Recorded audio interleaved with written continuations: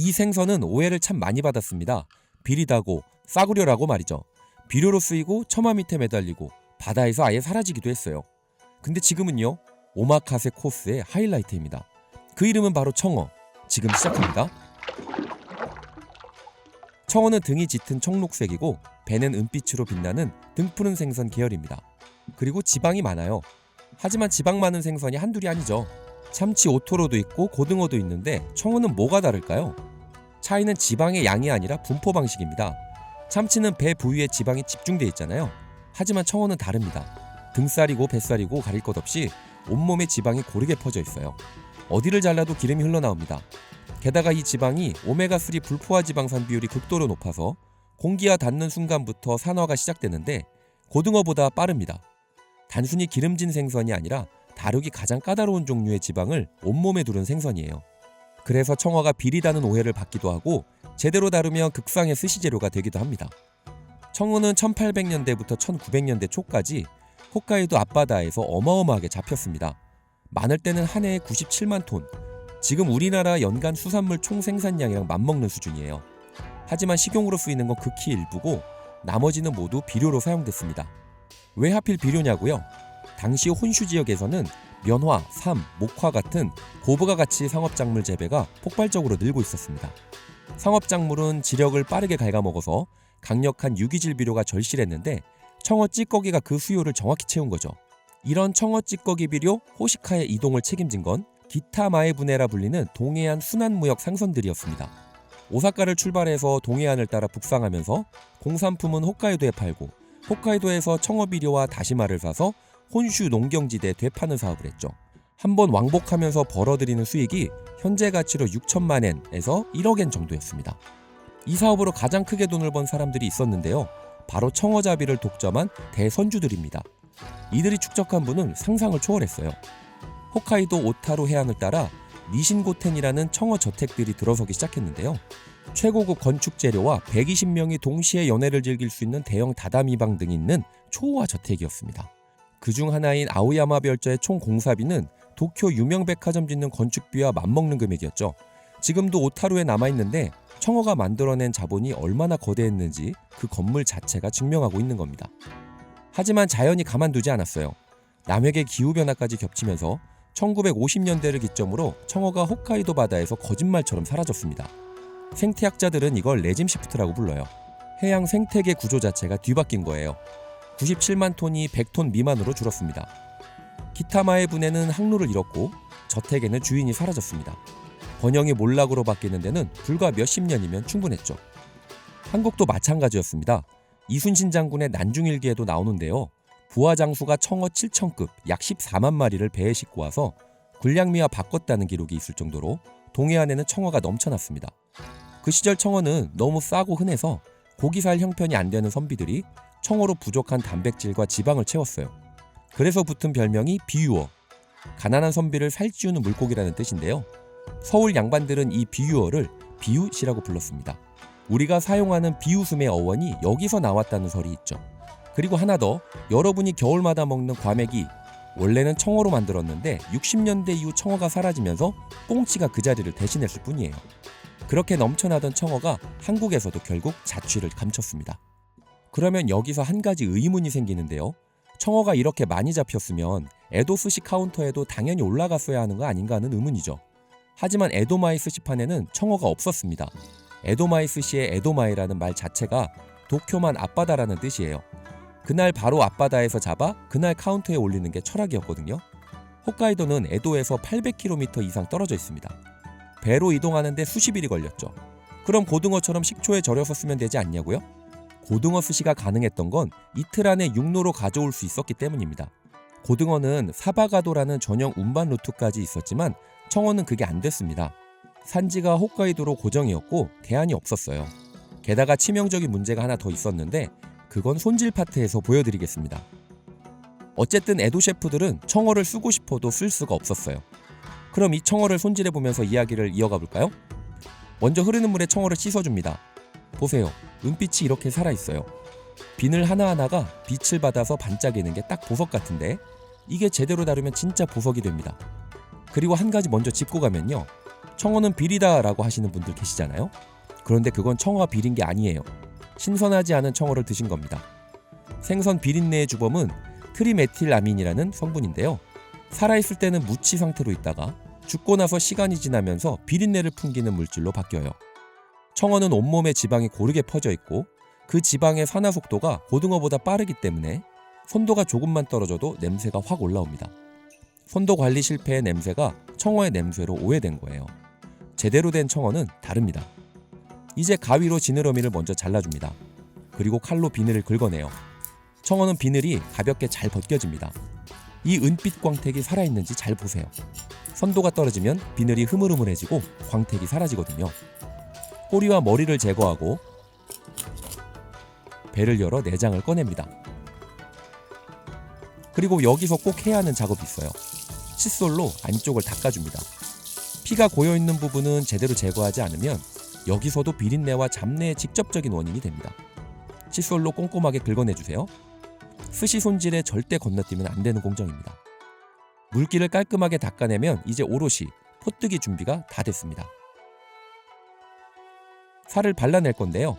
배 쪽부터 칼을 넣습니다. 여기서 중요한 게 있어요. 척추 끝까지 칼이 들어가면 안 됩니다. 잔가시들이 척추 쪽에 걸쳐있기 때문에 나중에 손으로 잡아 뜯어내려면 어느 정도 여유가 있어야 해요. 칼로 살짝 눌러주면서 반대편 살을 천천히 잡아 뜯어냅니다. 지방이 많은 시기엔 쉽게 뜯겨요. 그런데 지금 손질하는 청어는 지방이 좀 적어서 억지로 잡아당기지 말고 천천히 가져야 합니다. 반대편도 똑같이 칼로 누르면서 천천히 뜯어냅니다. 보세요, 이 가시들. Y자 모양의 잔가시들이 그물처럼 박혀있죠.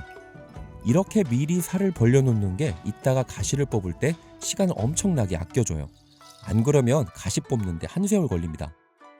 갈빗대를 제거해줍니다.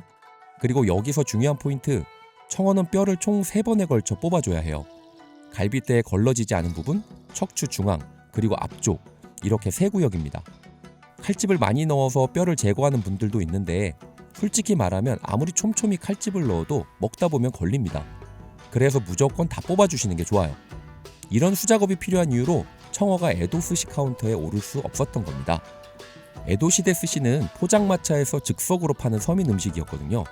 일반 회전 초밥집에서는 쉽게 다루기 어려우면서 오마카세에서는 특상 네타가 된 이유가 바로 여기 있습니다.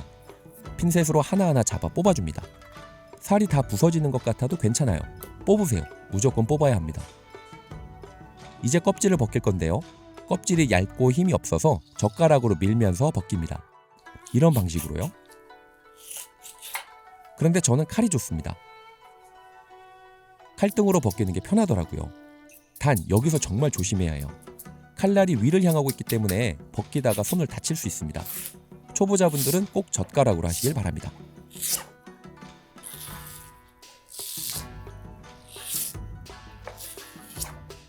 이제 소금을 뿌려줄 거예요. 쟁반 위에 청어를 올리고 소금을 골고루 뿌려줍니다. 간을 하는 목적이 아니에요. 삼투압 현상으로 살 속에 불필요한 수분을 빼내고 탄력을 만들어주기 위함입니다. 지방이 많을수록 수분도 많거든요. 3분에서 5분 정도 지방 상태에 따라 시간을 조절해줍니다. 이제 물로 살짝 씻어주고 물기를 깔끔하게 제거합니다.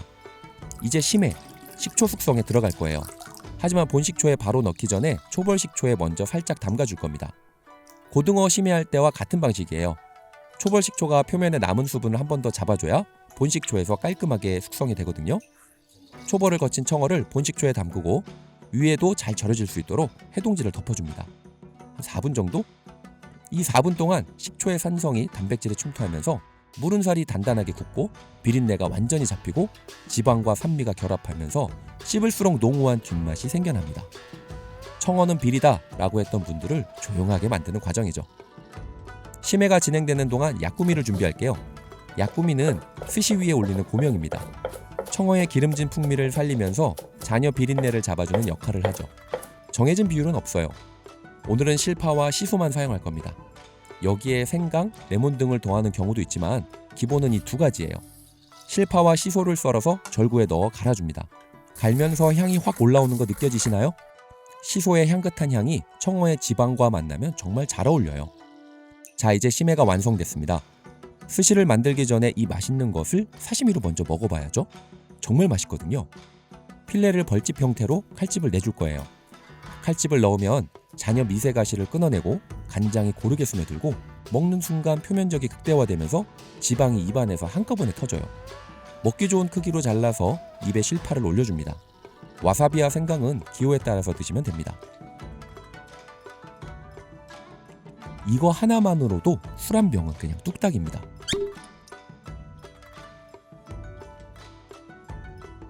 그리고 이 맛있는 청어로 이소배 막기도 만들어 볼게요.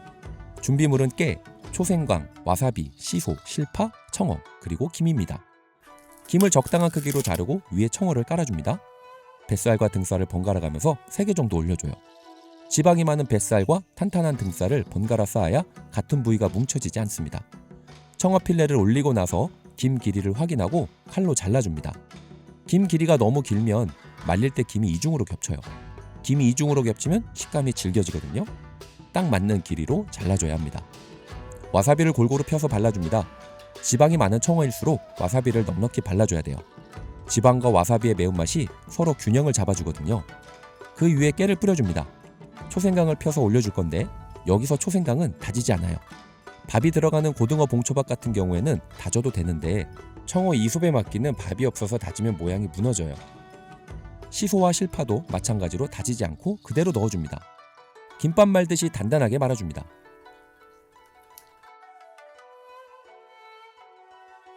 청어 이소배 막기 완성입니다. 단면을 보면 청어의 은빛이 겹겹이 쌓여있고 그 사이사이로 시소의 초록, 실파의 초록, 생강의 하얀색이 박혀있어요. 한 입 물어보면 김의 바삭함이 먼저 오고 그 안에서 청어의 지방이 와사비, 시소, 생강과 한꺼번에 터집니다. 밥 없이도 이렇게 완성도가 있는 게 청어 이소배 막기예요. 이제 청어 스시입니다. 오늘 청어 네타는 여러 가지 스타일로 만들어 볼 거예요. 먼저 가장 기본형, 두 번째는 벌집형 칼집, 세 번째는 아주 얇게 슬라이스해서 겹치는 거, 그리고 마지막으로는 반대결로 된 네타. 먼저 가장 기본형, 세로로 길게 칼집을 낸 네타입니다.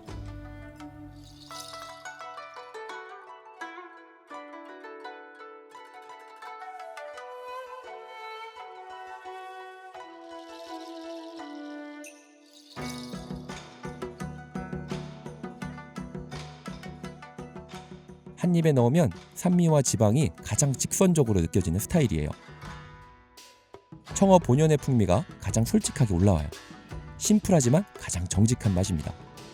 두 번째는 벌집형 칼집이에요. 촘촘하게 격자 무늬로 칼집을 내줍니다. 같은 청어인데 한 입 먹으면 완전히 달라요. 표면적이 극대화되면서 지방이 입안에서 폭발적으로 퍼집니다. 약구미와 섞이는 속도도 빠르고 감칠맛이 훨씬 강하게 올라와요.